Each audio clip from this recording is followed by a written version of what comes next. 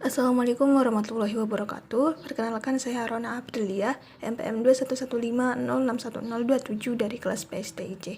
Di video ini saya akan membahas mengenai praktikum sistem operasi pada percobaan 3, yaitu mengenai deadlock.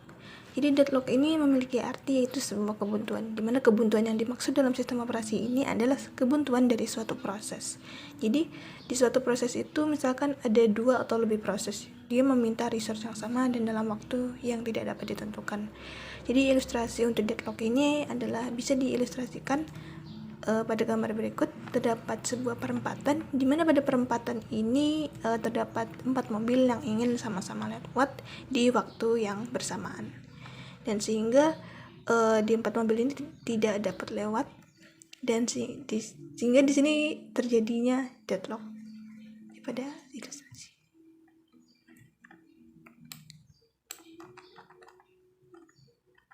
Oke, langsung saja ke langkah percobaannya. Di sini saya akan mengkopikan 4 kode program ini di OS Simulator.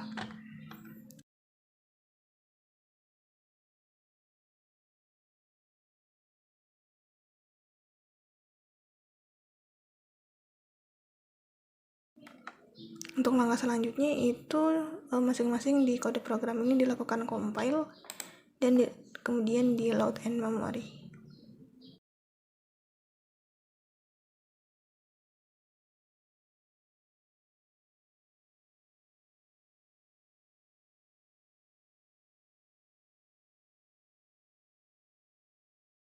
Baik, selanjutnya jika sudah dilakukan load in memory semua, kita akan pergi ke OS Simulator.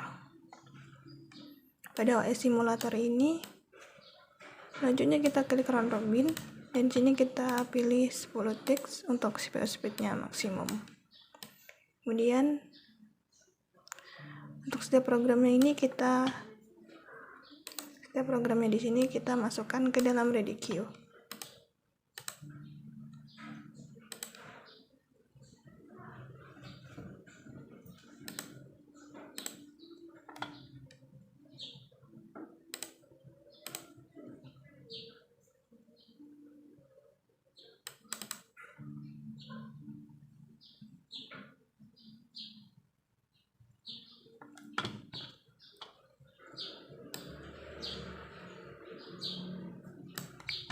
Kemudian kita ke view.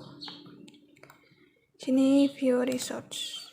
Sini fungsinya buat lihat deadlocknya. Setelah itu kembali ke OS control lagi dan klik start.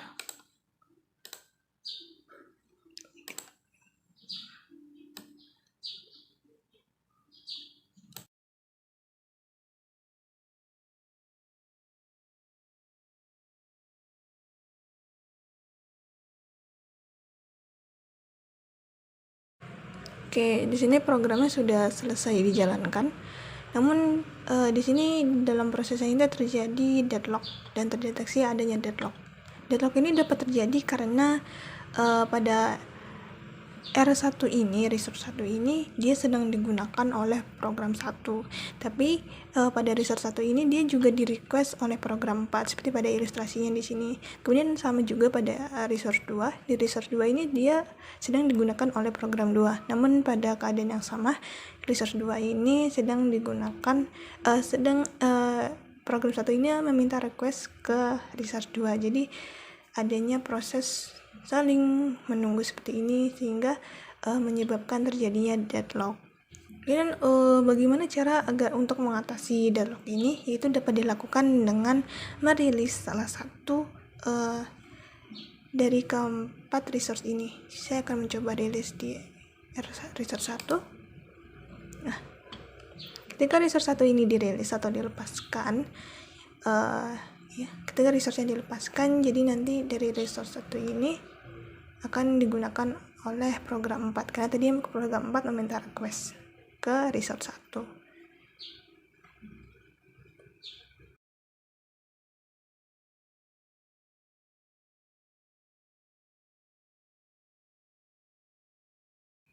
Nah, sehingga ketika program 1 sudah selesai menggunakan resource 1, jadi nanti program 4-nya ini bakal masuk ke resource, bakal minta resource 1, dan dari resource 4 ini dia sekarang sedang digunakan oleh program 3.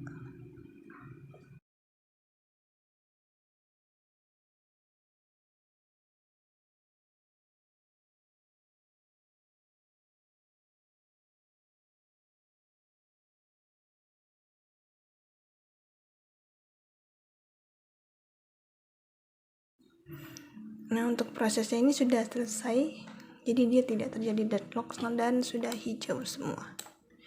Kemudian untuk selanjutnya di sini saya akan mencoba beberapa metode yang digunakan untuk mengatasi deadlock di bawah ini. Oke, langsung aja balik lagi.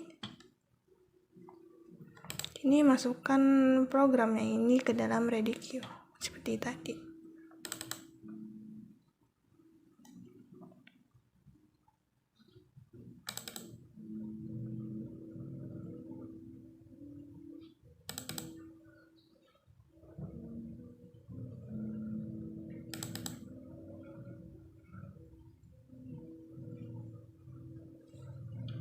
Oke, selanjutnya sebelum diklik start ini, di dalam sistem resource-nya ini kita klik dulu metode mana yang ingin kita gunakan. Di sini saya akan pilih di slow, hold, and wait. Dicentang. Nah, setelah itu baru di sini diklik start. Ini untuk melihat deadlock-nya.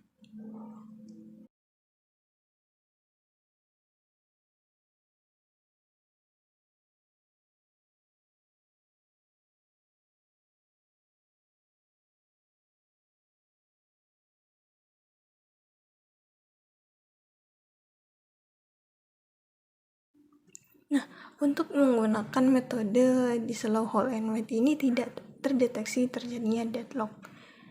Kenapa demikian? Karena pada penggunaan metode ini kita menghapus proses wait-nya. Jadi ketika proses ini untuk meminta resource lain, dia tidak perlu menunggu proses lain harus selesai. Jadi ketika terdapat suatu proses yang selesai menggunakan resource itu, nanti resource lainnya ini akan langsung menggunakan resource yang telah selesai digunakan resource lain. Jadi tidak ada proses menunggu sehingga deadlock itu tidak terjadi. Nah, untuk selanjutnya saya akan menggunakan metode yang kedua. Stop terlebih dahulu.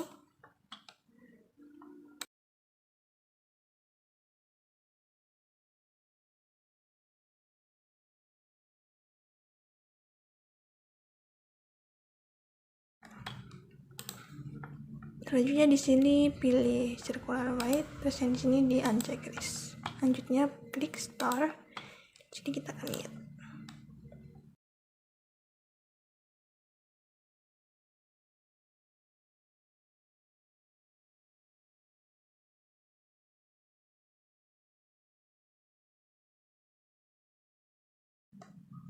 Untuk yang ini dia terdeteksi deadlock. Jadi kenapa dalam menjalankan prosesnya ini tetap terjadi deadlock? Karena dalam menjalankannya itu dia ini tetap terdapat wait ketika ingin merequest di resource lain. Jadi seperti pada ilustrasinya ini, jadi ketika R1-nya ini sedang digunakan oleh program 1, dan di sini tetap ada P4-nya ini merequest untuk masuk untuk meminta resource saja 1. Jadi ketika semua ini program ini saling meminta resource dan saling menunggu, jadi di prosesnya itu akan tetap terjadi deadlock. Kemudian untuk metode selanjutnya di sini akan menggunakan abort process. Ini sini di uncheck list terlebih dahulu. Selanjutnya masukkan programnya ini ke dalam ReadyQ seperti sebelumnya.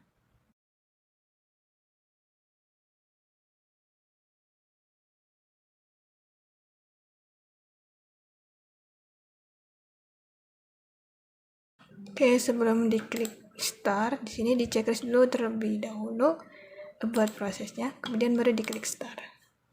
Kita lihat.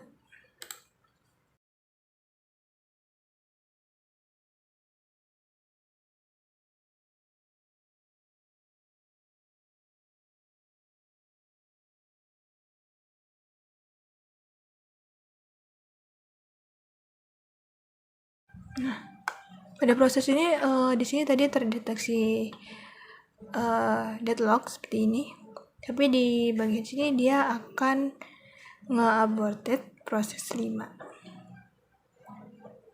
Jadi program ini tetap berjalan dan di sini prosesnya akan nge-abort proses 5.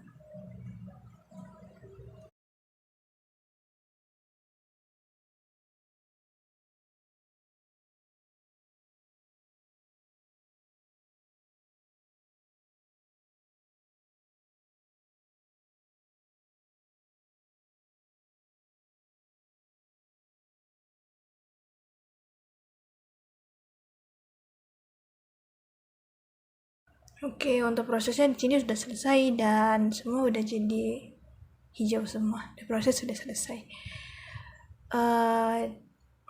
Dengan menggunakan metode abort proses ini, sebenarnya dia tuh tadi awalnya terdeteksi deadlock. Kemudian setelah terdeteksi deadlock, dia itu langsung tetap berjalan, namun dia itu langsung mengabort prosesnya. Jadi ketika proses itu terdeteksi deadlock, jadi program itu tuh langsung menghapus penyebab deadlocknya itu. Jadinya tadi walaupun terdeteksi deadlock, dia tetap prosesnya itu tetap berjalan sampai selesai.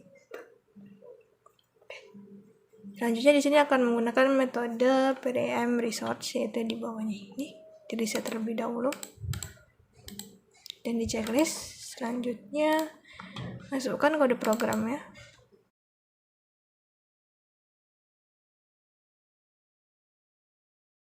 Nah, kemudian di sini klik start lagi dan lihat simulasi.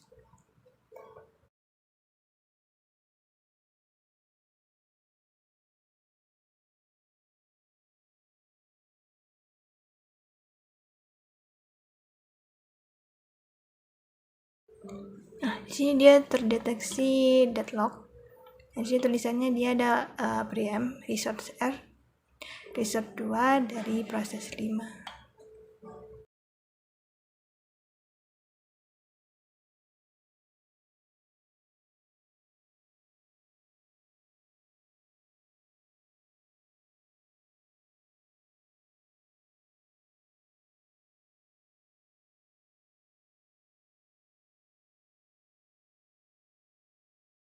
Dengan menggunakan preempt resource ini, dia tetap lancar karena resource preemptable ini merupakan resource yang dapat diambil atau dapat dilepas dari proses yang sedang memakainya dan tanpa memberi efek apapun pada prosesnya. Jadi resource-nya itu bakal tetap berjalan sampai prosesnya tersebut selesai.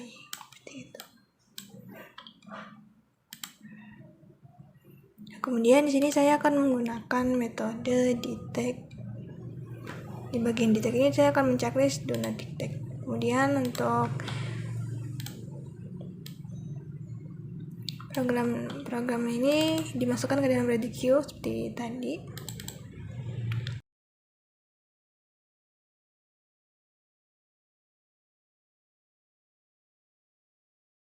Jika sudah selesai, selanjutnya di klik start. Di sini kita lihat di simulasinya.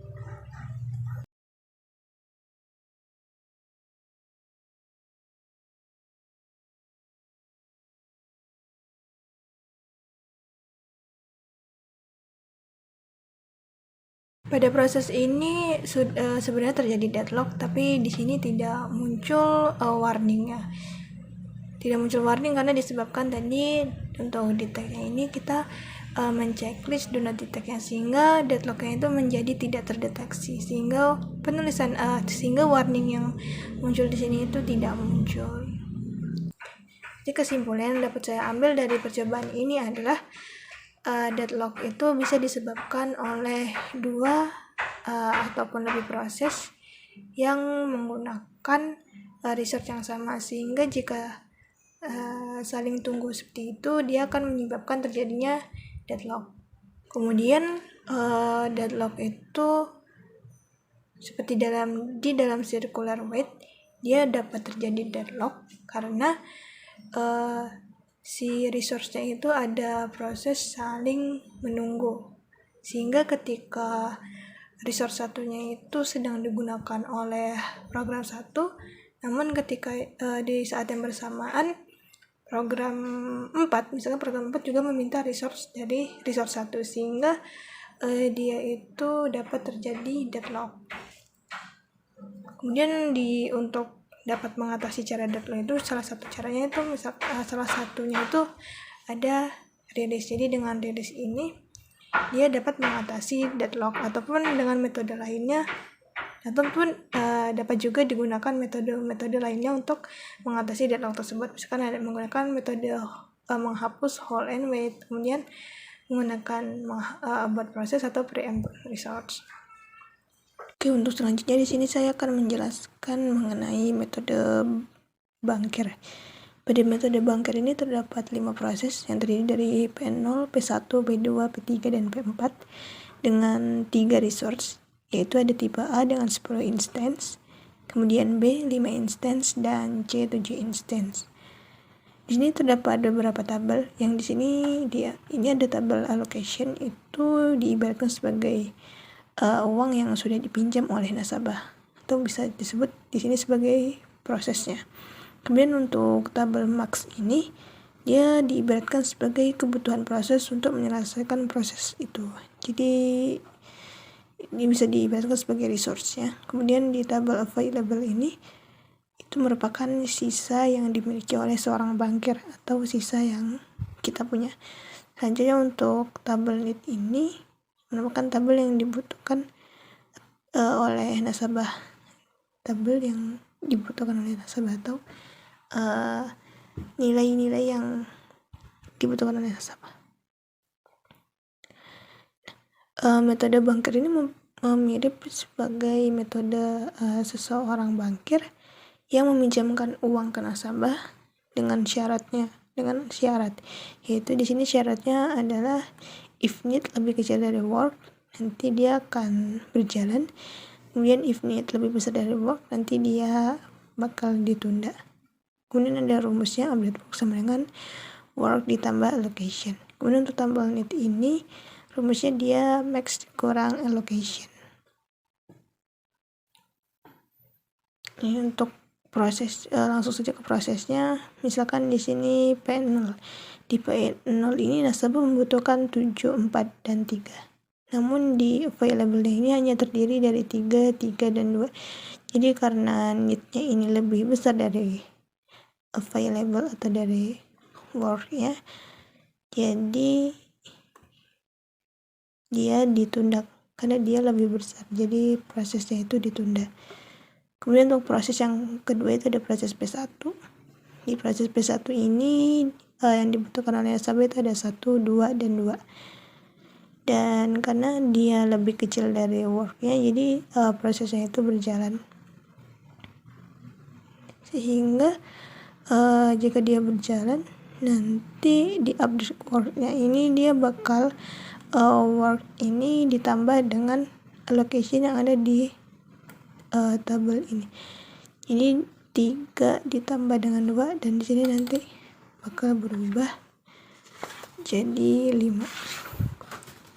Dan di sini tetap 3 dan di sini 2. Kemudian untuk allocation ini dia bakal berubah menjadi 0 karena sudah digunakan atau prosesnya sudah berjalan. Oke, yang selanjutnya untuk P2 yang need-nya 6, sedangkan di sini update-nya masih 5.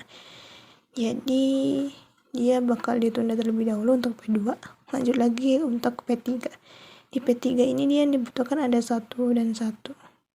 Di sini karena need-nya itu lebih kecil dari work-nya, jadi proses ini bakal dijalankan jadi 5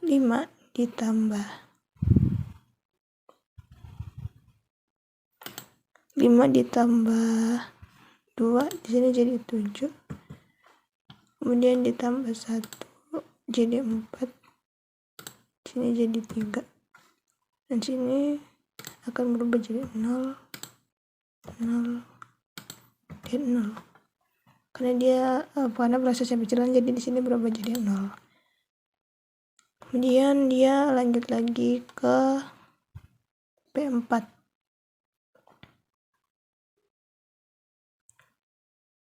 Di P4 ini if netnya itu ada 4, 3, dan 1. Di sini terpenuhi. Jadi dia akan menjalankan proses seperti ini. Dia 2, sini masuk ke, jadi berubah jadi 5. Ini akan berubah jadi 0. Kemudian lanjut lagi ke atas ke P0 ini. Di dalam P0 ini dia if netnya itu ada 7. Di sini ada 7. Kemudian lanjut lagi ke 7, 4, dan 3. 7, 4, 3 karena if netnya itu lebih kecil dari work, jadi dia akan dijalankan. Di sini nanti P-nya berubah jadi 5. Jadi bakal jadi 0. Kemudian langsung ke proses P2. Ini ada 6, 0, 0. Karena kondisinya terpenuhi, if netnya lebih kecil dari work, maka dia akan berjalan. Di sini dari 7 berubah jadi 10. Kemudian di sini ada 7. Dan untuk location 0 dan 0. Untuk 10, 5, dan 7 hasilnya sama. Di sini memiliki tipe A-nya itu ada 10. Untuk B-nya ada 5 dan C-nya ada 7. Mungkin cukup sekian penjelasan dari saya untuk percobaan 3. Maaf jika terdapat kekurangan. Wabillahi taufiq wal hidayah. Wassalamualaikum warahmatullahi wabarakatuh.